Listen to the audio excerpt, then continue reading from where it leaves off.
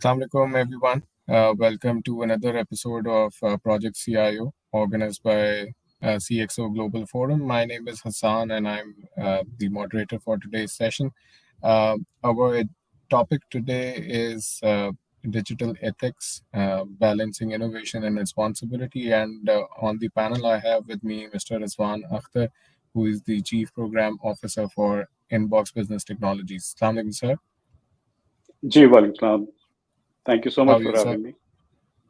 Oh, so pleasure. So, sir, let's start off the session with my first question. So, like we know that the technology advances are rapidly in Pakistan.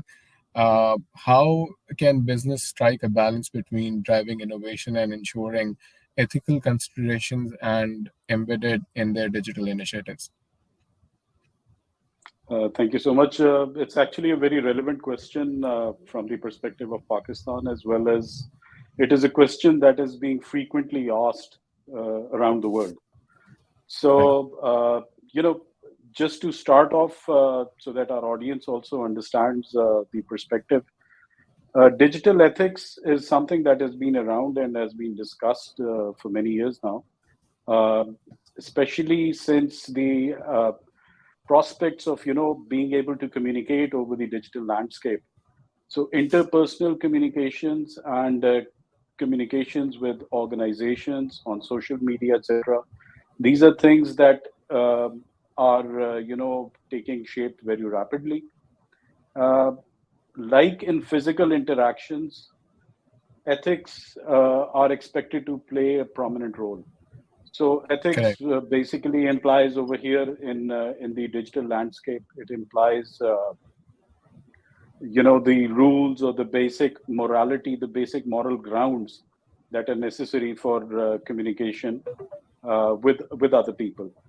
Correct. So this is something that is obviously very important. With regards to businesses in Pakistan, it is something that is emerging as of now.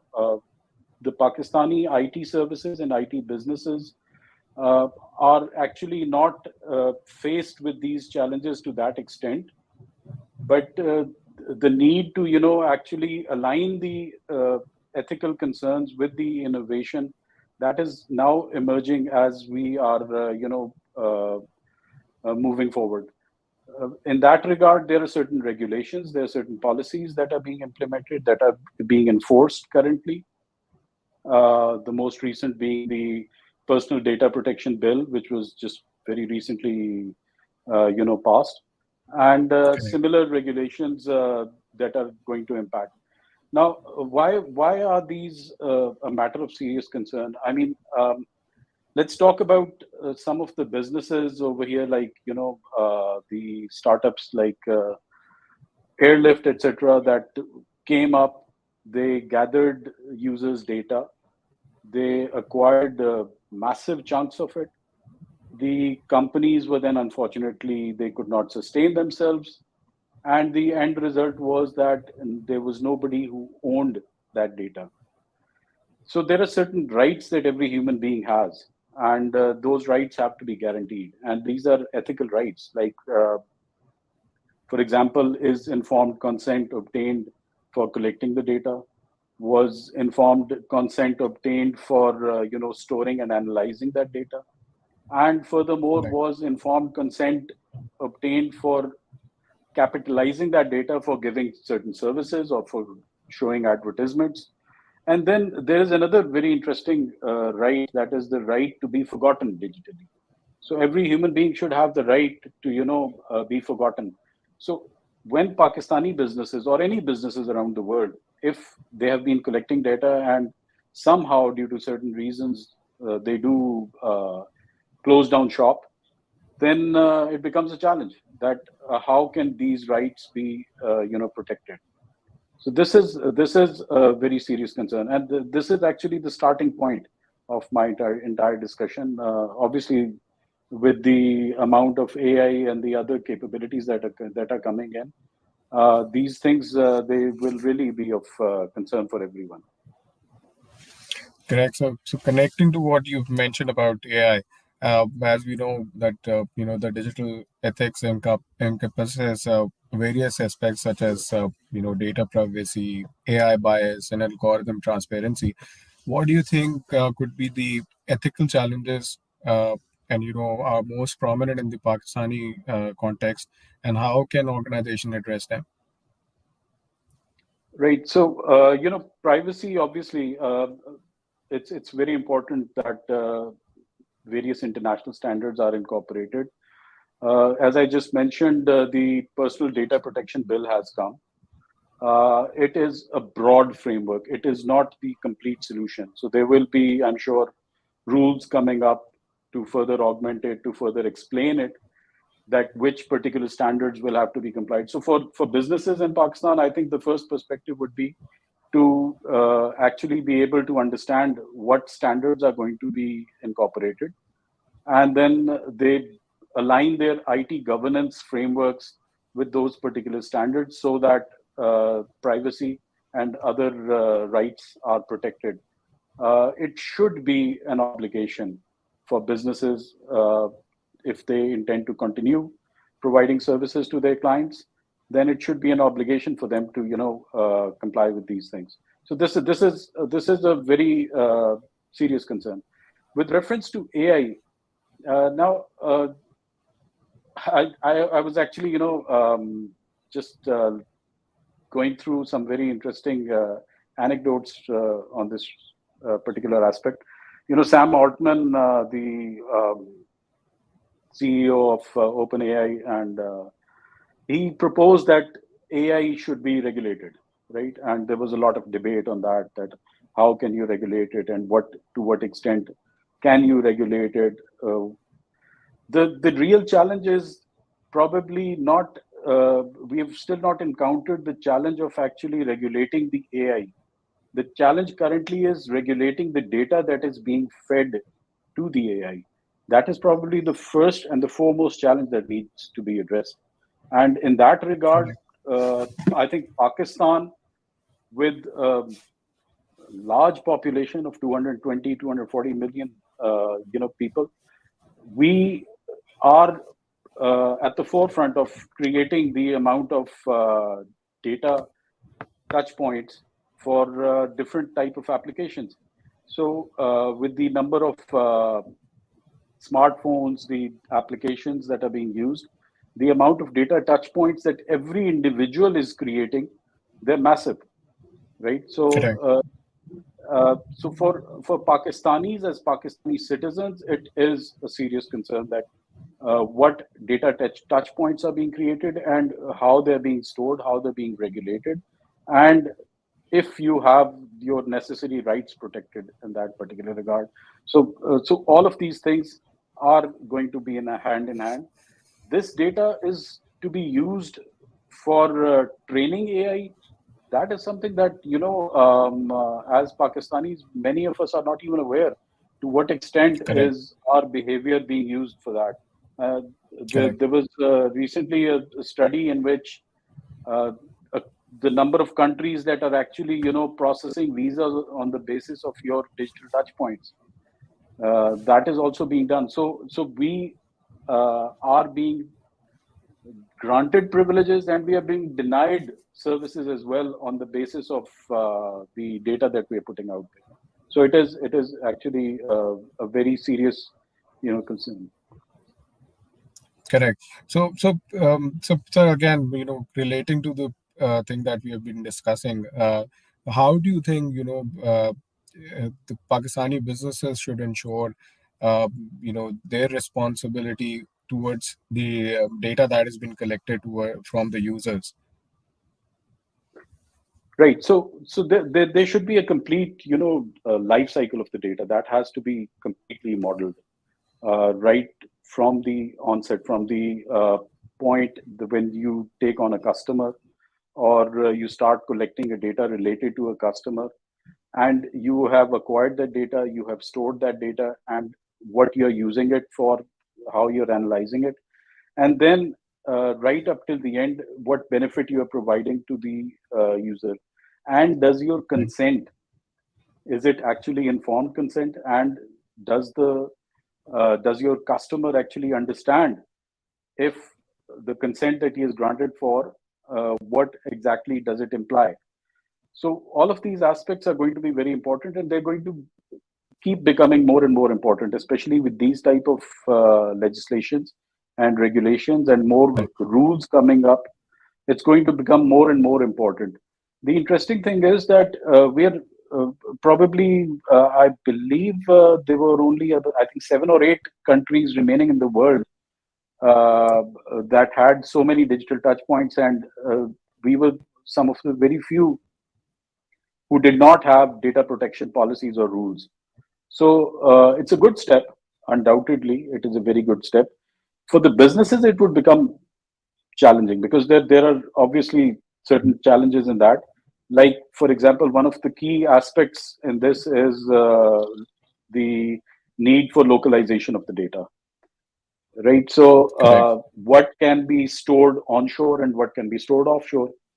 With the advancement of cloud technologies and all of that, that is becoming quite a challenge because we cannot, as businesses, provide optimum services or globally competitive services if we are also being forced to, localize a lot of the data.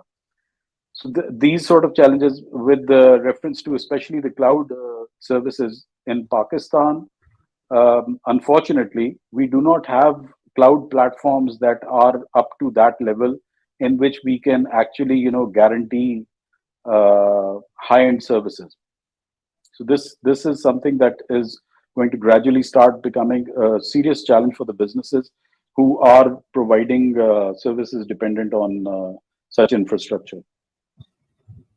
Right. So the emerging technologies such as facial recognition, biometrics, they actually pose ethical considerations. So, what do you think?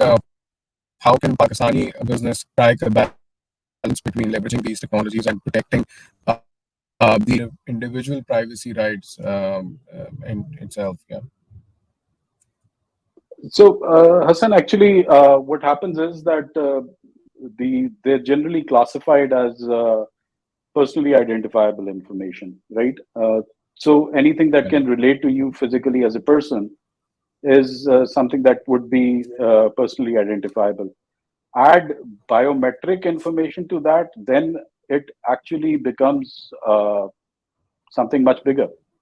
Identifiable. Yeah. Yeah. That makes it all the more necessary to, regulate it and to have proper processes in place to ensure.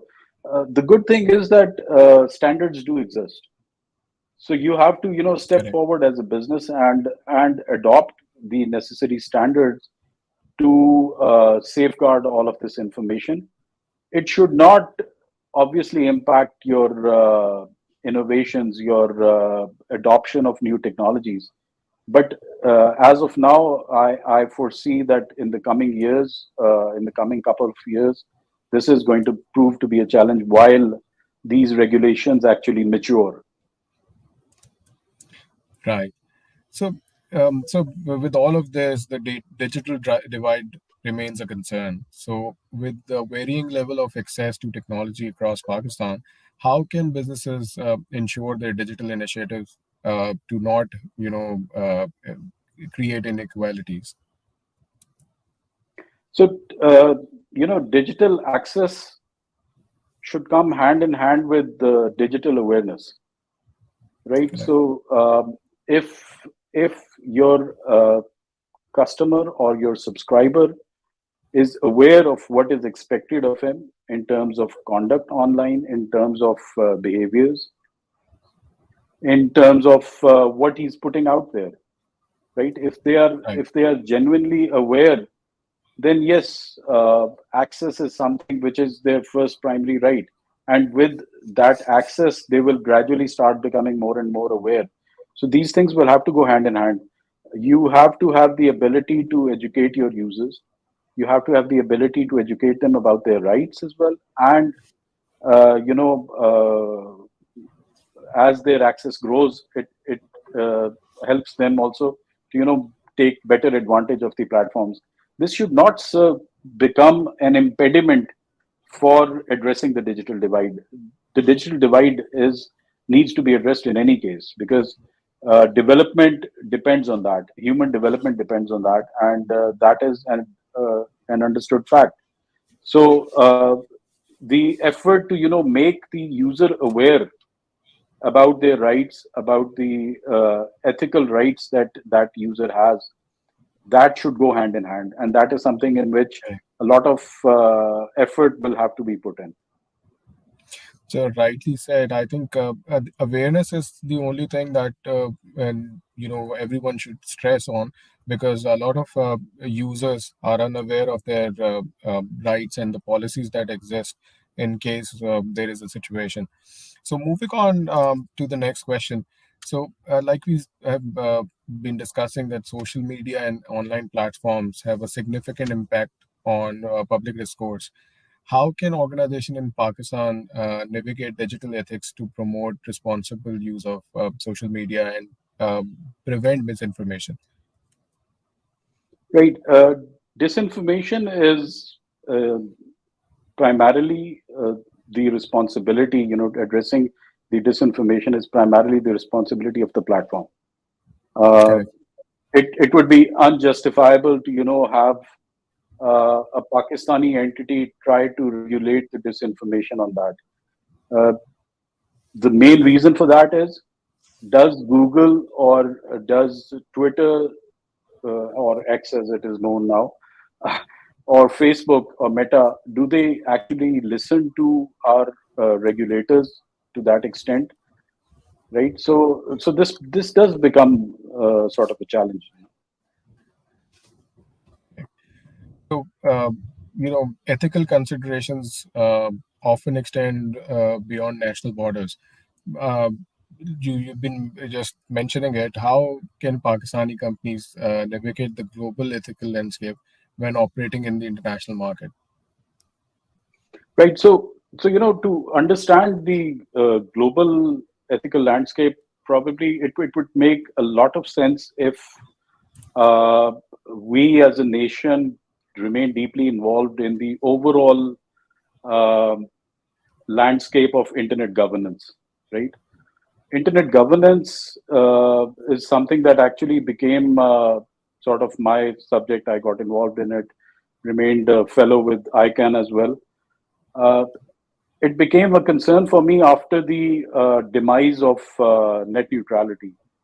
So around 2014-15, the US administration, they decided one fine day that there will be no net neutrality. So just for the benefit of the audience, I'd just like to explain, net neutrality was something that talked about the ideals, right? That the internet is an open internet, right? Everybody has the same rights on the internet. Everybody can,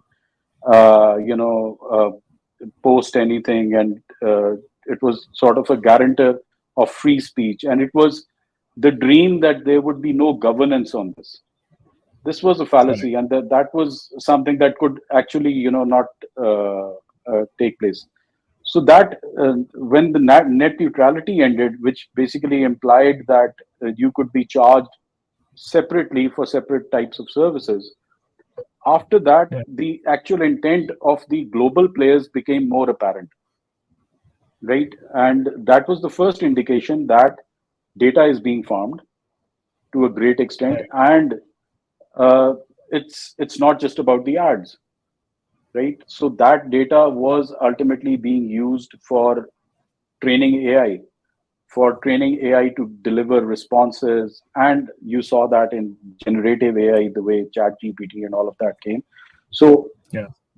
trillions of conversations were fed to it, and massive volumes of conversations were fed from diverse areas, from diverse types of people. And you were able to create a profiting entity from OpenAI that, uh, you know, so for the Pakistani companies, or for Pakistanis to navigate the international landscape, there are many challenges. Probably to address that, the first would be to become party or to become a stakeholder in the multi-stakeholder environment of the internet governance.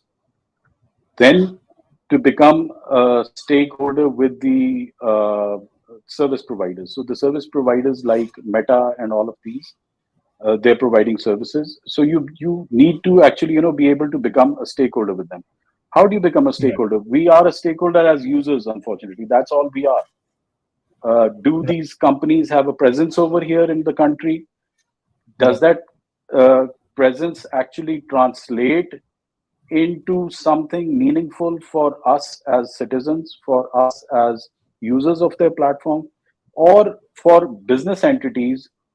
Does it translate, if my corporate profile is available on that, does that translate into something meaningful for me?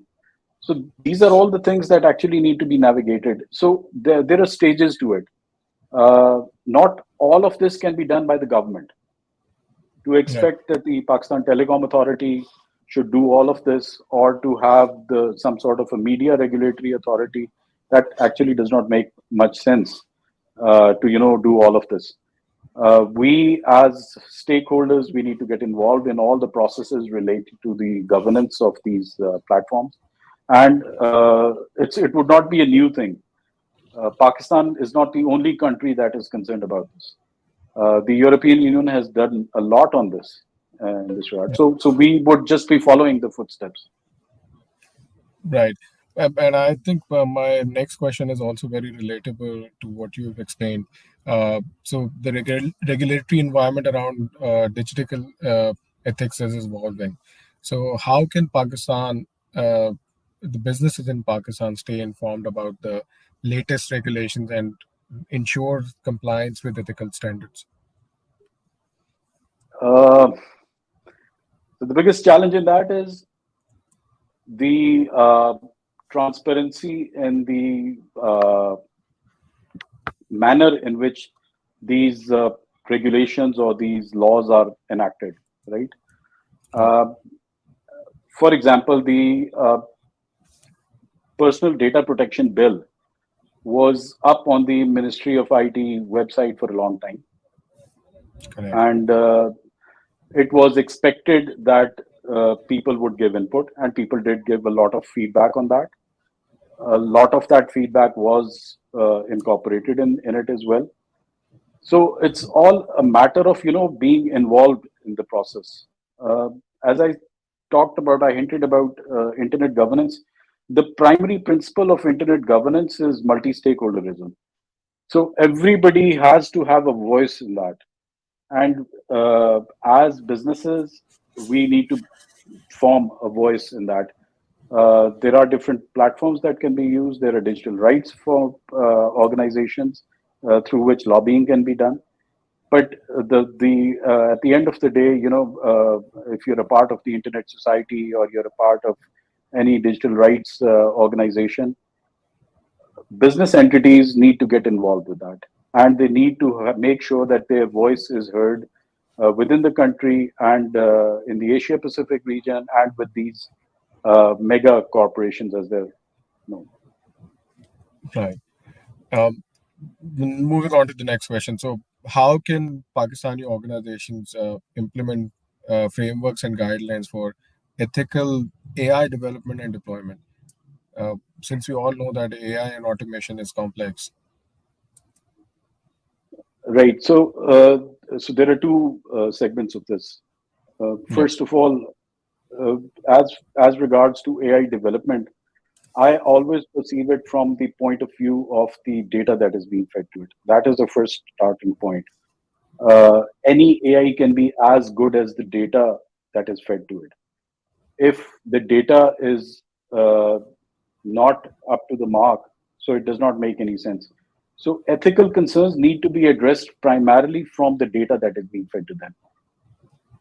As I mentioned earlier as well, if you are addressing the ethical concerns, if you have informed consent, if the person is aware of what the data is being used for, right? What it is actually being used for, and ultimately what benefit it will be for the AI, then it starts from there. But when you talk about the innovation value chain, Pakistanis are a lot, we are far behind in that, right? in Right. terms of the AI applications. Again, since the challenge has always been the access to large amounts of data, then Right. obviously the challenges also translate into the AI as well.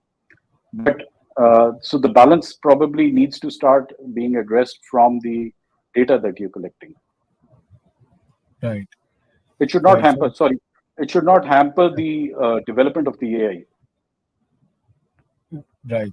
So concluding the show with my last question, how do you think can Pakistani businesses collaborate with government, academia, and civil society to develop a collective approach to promoting digital ethics in the country? Right. So, Hassan, actually, multi-stakeholderism is the key, right? Right. The first step would be to have the necessary expertise to answer these questions. So, Right. we have either techies, we have on the other side of the spectrum, you have public policy specialists. You need to Right. have people who understand both these spectrums, right? You need to have people who understand how public policy can be tailored to meet the requirements, the ethical requirements in terms of the technologies that are being discussed. So as technologies evolve, the public policy specialists need to be able to understand the impact of those technologies. The Right. ideal scenario can be addressed from the academia. So your question was actually Mhm. related to that, and that is Exactly. where businesses need to address this question. Businesses need to invest in along with the regulators.